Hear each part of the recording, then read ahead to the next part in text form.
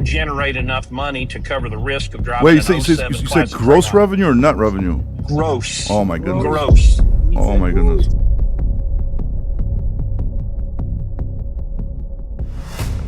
I want to run something by you. Yeah. I was talking to a friend of mine today, and we've noticed this phenomenon over the last 5 years. In my position where I'm at, I have to hire drivers that have a minimum of 1 year verifiable over-the-road experience. Because of insurance requirements? So, yeah, Okay. right. I can't. I'd love to get them from brand new. That way I don't have to unprogram them, right? Yeah. But here's the thing. We've noticed over the last 5 years that drivers come to us, and when we say, okay, well, hey, here's this 600-mile run. It pays $1,800. Pick up today and deliver tomorrow. They look at me like I've got three heads because they're like, what do you mean 600 a day, 600 miles, pick up today to deliver tomorrow? I'm like, dude, since I started in 97, me working as a truck driver 49, 50 weeks a year was standard. And here's what we're wondering. Here's the question. When all of these carriers had to raise their driver pay rates during the pandemic because everything went crazy, and then they can't take that big per mile that they're promising these drivers, are they just working the drivers that much less? Because the number of drivers that I have come to me that are like, man, I've never run more than 350 miles a day. And I'm just wondering if that is what part of the shift is. If you've only ever been a company driver, you come into being an owner operator and you think you're going to only run 300 or 400 miles a day and make a living, you're in for a rude awakening, because you're going to run 3,000, if not 3,500 every week. And you're going to run 90 mile an hour with your hair on fire to try to gather up all the revenue that it takes to run a truck. Yeah. And I'm just wondering if that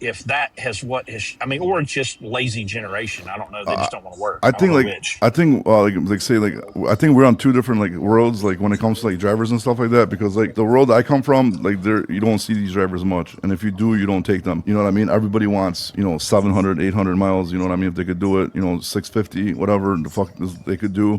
So I think like just maybe, I don't know, maybe because you're an oversized, but like especially like Chicago Europeans trucking, like you don't see that much, and if you do see them, the only way you ever hire those drivers if you're like in desperate need just to fill a truck, just to keep it moving to make some money. Otherwise, you won't even hire these people. I think there's a big difference between drivers that like sign up with like say like European companies and like other companies or like big carriers. I just think the driver pool is completely different in these two sectors, in my opinion. I think that's why maybe you are seeing that. They don't understand the optics of revenue per mile and what needs the asset to be viable. And nobody can operate in a long haul environment with over probably 700 miles, putting 300 miles on a day and remain profitable. It's just not going to happen. Well, I mean, for the driver, it's not even worth it at that point. Like, if you want to drive 350, 400 miles a day, like, you should not be a driver. I'm sorry, but I mean, unless you got some kind of like crazy good like contract, like locally or something like that, where you're making good money and you get a good contract with like short miles. But like even then, like why would you want to jump in a truck and you're getting paid per mile, right? So like, why you don't want to,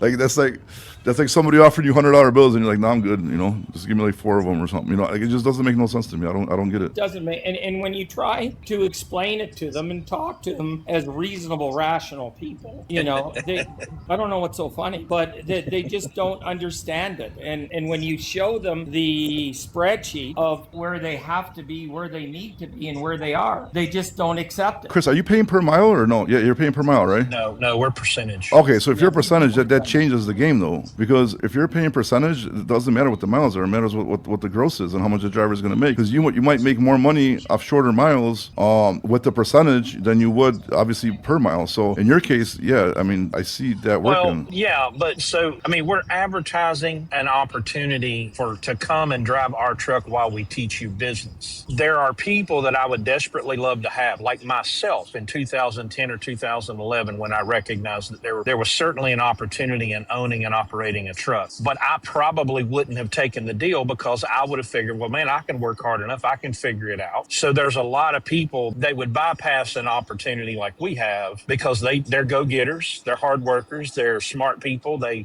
think, man, I'll just go work through it and I'll figure it out. And then they go belly up for whatever reason because it's hard. It's not like owning and operating a truck is easy. It's not easy. But you got so many of these people that are telling them how easy it is, and it's not. That's absolute horseshit. It's not easy. Maybe try And if you're changing your not, message a little bit. Maybe I don't know. Maybe try a different game. well, I don't know. I don't know. I mean, I try to talk to me, I guess, you know. Yeah, plus you got a pretty big social media presence. I figured you'd be like getting drivers left and right, no problem. That's kind of weird. Well, he's not we've the been only getting. one that's doing this, Bobby. Like others are doing it, and others are successful at it as well. We've been getting a lot more traction lately with our BCO, Landstar BCO mentoring program, because we can show the numbers, and then these guys will realize how broke they are. Matter of fact, I had a guy today that's been a Landstar BCO for 2 years, and I told him to sell his truck. Not because he's a bad guy, but he's got his mama living with him, and he's got 6 kids, and his wife's got cancer. And I'm like, brother, this is not the time for you to be trying to drive a truck. You need a good local job where you can get a steady income, because dudes make like $75,000 gross revenue this year. I'm like, dude, that's a third of what you should have made at this point. As an I'm owner like, op? you can't. Yeah, that's crazy. Yeah, I'm like, you can't be a part-time owner-operator and then also generate enough money to cover the risk of driving. Wait, you said gross revenue or net revenue? Gross. Oh my goodness. Gross. Oh my goodness. And I'm like, brother, I mean, his truck's paid for. I'm like, listen, he was like 37, 36 years old. I'm like, brother, park the truck for a year, get you a local job, get some consistent money in, take care of your wife, take care of your mama, and then go be an owner operator. But this, you're asking for bankruptcy and despair at this point. You know, I can't give you an accounting spreadsheet that's going to fix that. Yeah. I mean, I said net. I mean, it's still not good, but you said gross. Holy shit. And how we got into that situation is unfortunate. Nobody's to judge anyone, but the issue is, how is he going to get out of it at reasonable risk and reasonable loss? And the answer is, you know, he's in a very, very unfortunate situation. At least his truck's paid off. Yeah. And I hope, you know, he leverages that somehow, some way to look after his family, because that's the most important, and he can get another asset at some point in time. Yeah, I mean, what are you gonna do, man? Fuck it. What are you gonna? I mean, at this point, like, you should, you know, you have to, like Chris said, you got to understand what's going on around you and kind of like, you know, pivot and try to, you know, adapt to your situation. At that point, like you said, you might as well just sell the truck, get a local job, or if you don't need the money to sell the truck, just put the truck aside, take the. I mean, depending, you're paying what, you know, depending on how cheap of insurance you get, you're paying 12 to like 16, 17, 18 grand a year just for insurance.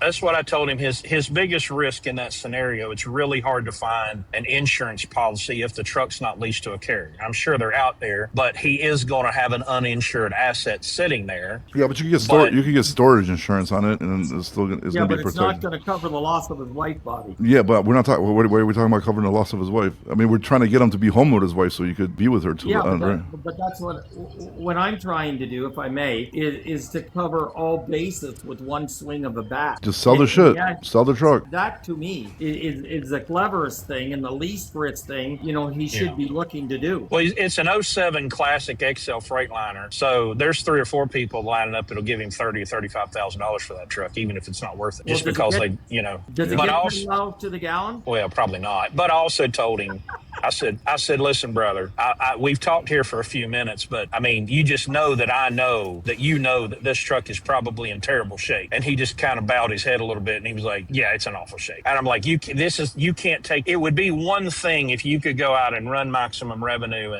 and just go follow the freight where it goes and go make a pile of money and then offset the risk of maybe having to work on this truck. But you and I both know this truck is one bolt from completely flying apart. And then, you know, and then you got to get back to take your mom to the hospital. I'm like, dude, it's way too much risk to try to do that while you're trying to do this other stuff. Yeah, my wife made a good point, but you just kind of killed it because she said this, hey, why don't you lease it onto a company, get a driver? But you're saying if it's one bolt away from fucking falling apart.